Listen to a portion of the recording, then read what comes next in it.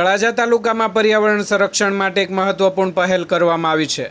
મામલતદાર કચેરી તળાજા ખાતે 555 વૃક્ષોના વૃક્ષારોપણ સાથે જનકલ્યાણ મહેકતી વનનું લોકાર્પણ કરવામાં આવ્યું છે। આ કાર્યક્રમમાં મુખ્ય અતિથિ તરીકે તળાજાના ધારાસભ્ય ગૌતમભાઈ ચૌહાણ ઉપસ્થિત રહ્યા હતા। તેમની સાથે પ્રાંત અધિકારી જયકુમાર રાવળ તેમજ નગરપાલિકા પ્રમુખ હેતલબેન રાઠોડ તેમજ મામલતદાર શ્રી એમડી જાની તેમજ તાલુકા પંચાયત પ્રમુખ ધીરુભાઈ સોલંકી સહિતના મહાનુભાવોએ વૃક્ષારોપણ કરી હરિયાળા ભવિષ્યનો સંકલ્પ કર્યો હતો।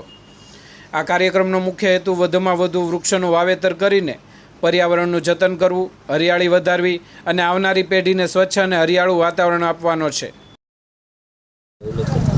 આજે તળાજા ખાતે તળાજા પ્રાંત કચેરી ખાતે એના ગ્રાઉન્ડમાં જનકલ્યાણ મહેસૂલ વન વૃક્ષારોપણ જે છે એ 551 વૃક્ષો ફોરેસ્ટ વિભાગ દ્વારા અને તળાજા તાલુકા મામલતદાર કચેરી, પ્રાંત કચેરી અને ભારતીય જનતા પાર્ટી અને તમામ નગરજનો જે અહીંયા ઉપસ્થિત રહી અને આજે આ કેમ્પસમાં 551 વૃક્ષો આજે વાવવામાં આવ્યા છે અને આ જનકલ્યાણ વૃક્ષ જે વન છે એમને આજે અહીંયા પ્રસ્થાપિત કરવામાં આવ્યું છે। હું આશા રાખું છું કે આ વન અહીંયા ખૂબ સારી રીતે ઉજરે અને આનો લાભ આવનારા આ સમયમાં 120 ગામના લોકો અહીંયા આવે અને એમનો લાભ લે, એમને છાંયડાનો લાભ મળે અને આ જે બગીચો છે એક પ્રેરણારૂપ બને અને આખા તાલુકામાં આના નમૂનારૂપ એ વૃક્ષારોપણ થાય એવા શુભ આશય સાથે